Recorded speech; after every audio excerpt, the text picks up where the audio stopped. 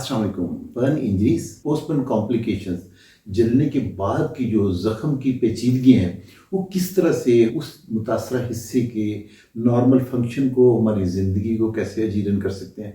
आज हम आपकी भी मुलाकात जो है एक पेशेंट से करवाने जा रहे हैं जिसको हैंड इंजरी हुई, मशीन इंजरी हुई, हाथ की जिल्द जो है सारी जली और 4 माह लगे उस जख्म को ठीक होने में। अब 4 माह जब लगते हैं, हम बात कर चुके हैं कि 2 से 3 हफ्ते से ज़्यादा अगर आपका जख्म ले रहा है ठीक होने में, तो ये डीप वुंड है। और डीप वुंड के साथ जब वो हील होगा, या तो आप स्किन ग्राफ्ट करवाएंगे या अगर आप उसे इजाज़त देंगे कि खुद जो है वहाँ से जिल्द आहिस्ता आहिस्ता आहिस्ता करके, कि वो भी तो दौर था कि जब प्लास्टिक सर्जन या सर्जन हुआ ही नहीं करते थे, तो उस वक्त तो इंजरीज ठीक हो जाया करती थी। लेकिन जब वो इंजरीज इस तरह से हफ्तों और महीनों के हिसाब से टाइम लेके ठीक होती थी, तो अब देखिए कि आहिस्ता आहिस्ता क्या होता था कि ये इंजरी जो है इसने हील जिससे होना है उसे हम बोलते हैं मायोफाइब्रोब्लास्ट।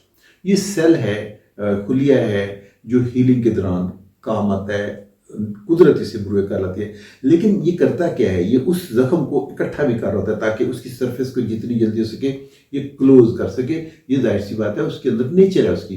तो उस वजह से आप कह लीजिए कि जो मुतासरा हिस्सा है, अगर हम उसकी रिहेबिलिटेशन नहीं करते, अगर हम उसे एक्सरसाइज नहीं देते, अगर हम उसको सप्लिंट नहीं देते, अगर हम उसे खुला नहीं रखते, अगर हम उसके प्रेशर नहीं, थेरेपी नहीं करते, हम मसाज नहीं देते, तो क्या होगा कि वो जगह जो है मुतासरा वो कॉन्ट्रैक्चर में चली जाएगी। जैसे आप इस बच्चे में देख रहे हैं, आप देखिए कि इसका हाथ जो पूरी तरह से मुट्ठी जो है वो बंद हो चुकी है। अब ये खोलना भी चाहे तो इसकी उंगलियां और थंब जो है वो खुल नहीं पा रहा। तो आप देखिए कि ये हाथ इसके लिए एज अ हैंड ये बिल्कुल भी नॉन फंक्शनल हो चुका है, इससे कोई काम नहीं कर सकता। और उसमें सबसे बड़ी रीज़न जो रही वो ये कि 4 माह लिए इसने ठीक होने में, और उस दौरान इसने कोई सप्लिंट या कोई ग्राफ्टिंग, कोई ऐसा काम जो है वो नहीं किया, तो अल्टीमेटली वहाँ पे स्फीयर कॉन्ट्रैक्चर हो गया।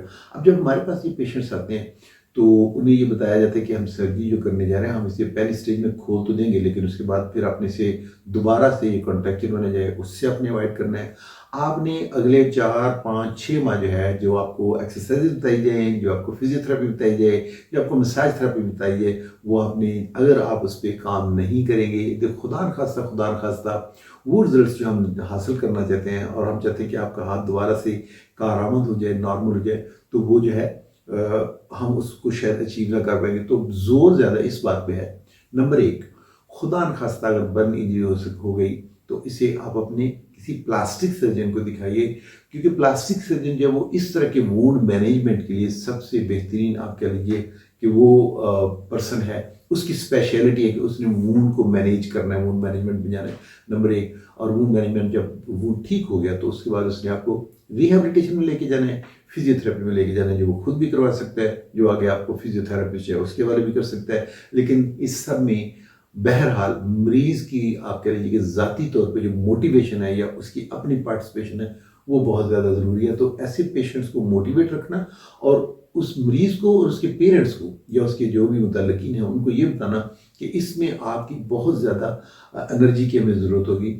ये इस सर्जरी के लिए, इस ट्रीटमेंट के लिए बहुत ज़्यादा ज़रूरी, आप कह लीजिए, अमल है। हम इस पेशेंट से आपकी बात करवाते हैं, देखते हैं कि ये आपको क्या बताता है।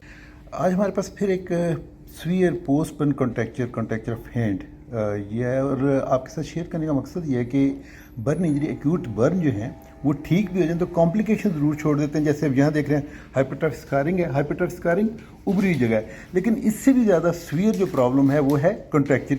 ये बताओ क्या हुआ था?